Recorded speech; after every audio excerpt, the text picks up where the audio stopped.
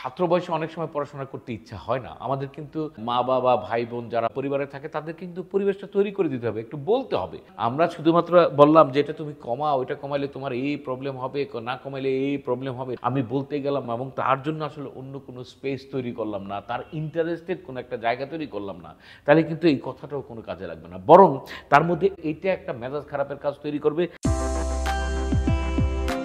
আমি অধ্যাপক ডাক্তার সালাউদ্দিন কাউসার বিপ্লব।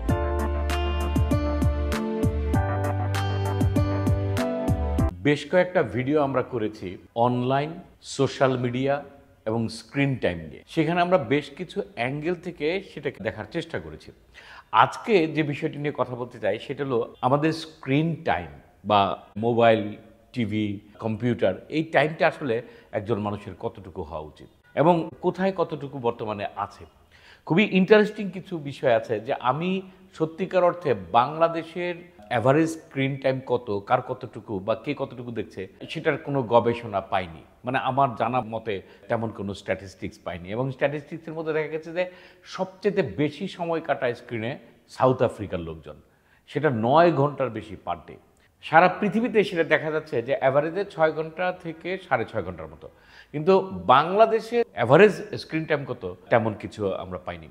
আরেকটা বিষয় এখানে মনে রাখতে হবে সেটা হলো যে রিকমেন্ডেড স্ক্রিন টাইম কত, মানে একজন মানুষের, অ্যাডাল্ট মানুষের যাদের বয়স আমি একটু কম থেকেই বলি 12 থেকে উপরে, তাদের আসলে রিকমেন্ডেড মানে কত ঘন্টা একজন মানুষের আসলে প্রতিদিন স্ক্রিন টাইম থাকতে পারে, সেটা বলছে যে 2 ঘন্টার কাছাকাছি বা 2 ঘন্টার মধ্যে। এখানে অনেকগুলো প্রশ্ন চলে আসে যে 2 ঘন্টা যদি হয়, কিন্তু যাদের কাজ স্ক্রিন টাইম নিয়ে তারা তাহলে কীভাবে করবে বা তাদের অ্যাক্টিভিটিটা কী হবে, এই বিষয়ে আমার কাছে নির্দিষ্ট কোনো ফর্মুলা বা নির্দিষ্ট কোনো উত্তর জানা নেই। তবে যারা ছাত্র, যারা অন্য কাজ করে, তাদের আসলে 2 ঘন্টার মধ্যেই থাকা উচিত, এটা সব জায়গায় উল্লেখ করা আছে। এখানে এসে প্রশ্ন, তাহলে যারা 2 ঘন্টার বেশি, যাদের প্রয়োজন নাই, তারা যে 2 ঘন্টার বেশি দিচ্ছে সেটা কেন হচ্ছে? একটা হতে পারে যেটা আমরা আগে বলছি যে ড্রাগ এডিকশনের মতো এটাও একটা এডিকশন হয়ে যাওয়া, বিহেভিয়ারাল এডিকশন। একটা হতে পারে যে আনন্দ পাচ্ছে তো দেখছি, পরবর্তীতে এডিকশনের একটা সম্ভাবনা। এবং যেটাই ঘটুক এর পিছনে কিন্তু দিনকে দিন অনেকগুলো প্রবলেম ক্রিয়েট হয়ে যায়। তাদের জন্য আমাদের আজকের এই ভিডিওটা, যাদের প্রবলেম ক্রিয়েট হয়ে যায়, যাদের প্রবলেম ক্রিয়েট হয়ে যায় তাদের জন্য উত্তর সহজ যে আমার স্ক্রিন টাইম কমাতে হবে অথবা স্ক্রিন টাইম বাদ দিতে হবে। কিন্তু প্রশ্ন আবার আসে যে তাহলে কেন আমি এই স্ক্রিন টাইম কমাবো? এই প্রশ্নটা যদি আমি এভাবে করি যে একজন মানুষ তার 24 ঘন্টায় অ্যাভারেজে বলছে যে 6 ঘন্টা, তাহলে যদি আমরা কমাতে চাই তা আমার প্রথম প্রশ্নই তো আসবে যে আসলে আমি কেন কমাতে চাই, মানে একজন মানুষ কেন স্ক্রিন টাইম কমাবে?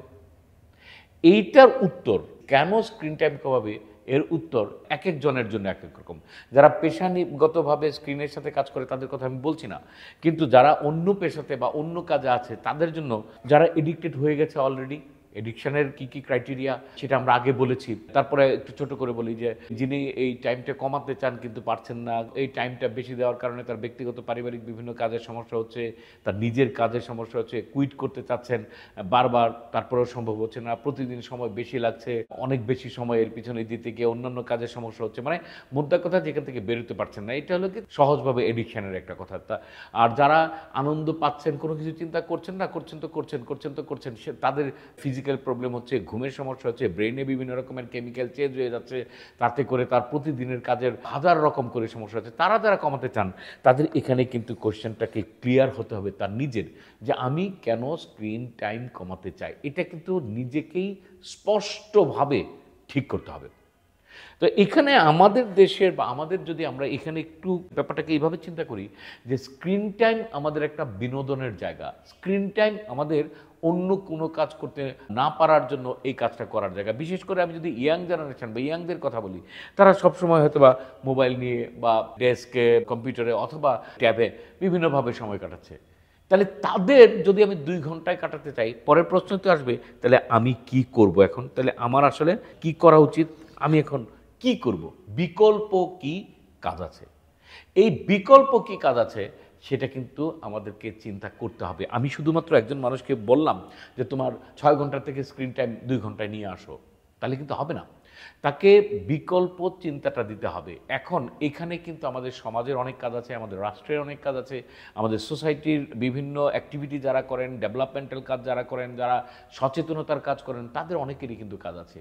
আপনি গ্রামে যান, শহরে যান, যেখানেই যান, আজকালকার মানুষের জন্য আসলে স্ক্রিন টাইমের বাইরে কিভাবে সময় কাটাবে, কিভাবে কাজটা করবে, এই জায়গাগুলো একেবারে ক্ষুদ্র হয়ে আসছে। আমাদের কালচারাল অ্যাক্টিভিটি কমে যাচ্ছে, আমাদের স্পোর্টস কমে যাচ্ছে, আমাদের মানুষের সাথে কমিউনিকেশন কমে যাচ্ছে, আমাদের রাস্তাঘাটে হাঁটা, বিনোদন, চলা ফেরা, কমিউনিকেশন সেটা কমে যাচ্ছে।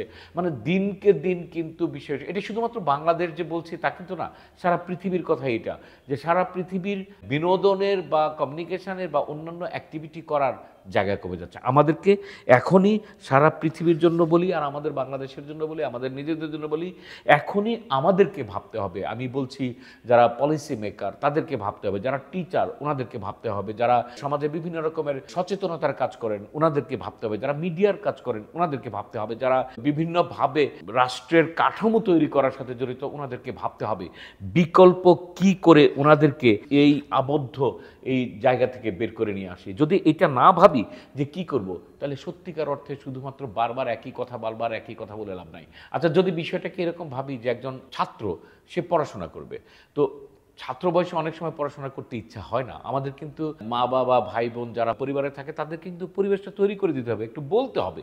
শুধুমাত্র স্কুলে গেল আসলো তার কিন্তু পড়াশোনা হবে না। সুতরাং আমরা শুধুমাত্র বললাম যে এটা তুমি কমাও, এটা কমাইলে তোমার এই প্রবলেম হবে, না কমাইলে এই প্রবলেম হবে, এটা কমাইলে এই সুবিধা হবে, আমি বলতে গেলাম এবং তার জন্য আসলে অন্য কোনো স্পেস তৈরি করলাম না, তার ইন্টারেস্টেড কোনো একটা জায়গা তৈরি করলাম না, তাহলে কিন্তু এই কথাটাও কোনো কাজে লাগবে না। বরং তার মধ্যে এইটা একটা ইরিটেশন তৈরি করবে, এইটা একটা মেজাজ খারাপের কাজ তৈরি করবে, এইটা একটা বিভিন্ন রকমের impulsive activity, rules breaking activity তৈরি করতে হবে। এখানে এসে আমাকে বলতে হয় যে হে আল্লাহ, আমাদেরকে যত তাড়াতাড়ি সম্ভব খেলার জায়গায় ফিরিয়ে দাও। আমি এই কথাটা বলছি এই জন্য, আমরা যখন ছোট ছিলাম আমরা কিন্তু প্রচুর খেলাধুলার সুযোগ পেয়েছি, আমরা প্রচুর খেলাধুলা করেছি, আমাদের বন্ধু বান্ধবদের সাথে করেছি। এখন কিন্তু সত্যিকার অর্থে খেলাধুলা থেকে শুরু করে মানে একজনের সাথে আরেকজনের কমিউনিকেশান এই সব কমে গেছে। আমাদেরকে কিন্তু এখন এটা করতে হবে। আমি এমনি দোয়া করার কথা বলছি, শুধু দোয়া করে বসে থাকলে হবে না, আমাদেরকে যত রকমের ব্যবস্থা আছে সেটা নিতে হবে। আমাদের রাস্তাঘাট নিরাপদ করতে হবে, ছেলেদের জন্য মেয়েদের জন্য সবার জন্য নিরাপদ করতে হবে।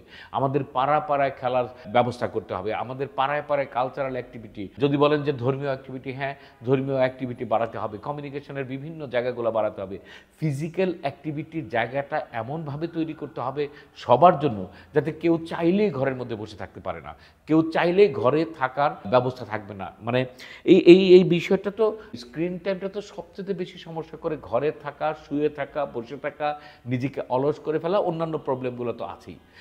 ইন্টারেস্টিং যে বিষয়গুলো যে দেখা যায়, বিজ্ঞান বলছে যে 2 ঘন্টার বেশি আসলে প্রতিদিন স্ক্রিন টাইম হওয়া উচিত না। প্রশ্ন তো ওইখানেই তৈরি যে 2 ঘন্টার বেশি যদি না হয় তাহলে বাকি ঘন্টাগুলো আমরা কি করব। এই বিষয়টা নিয়ে আমাদের সবাইকে ভাবতে হবে।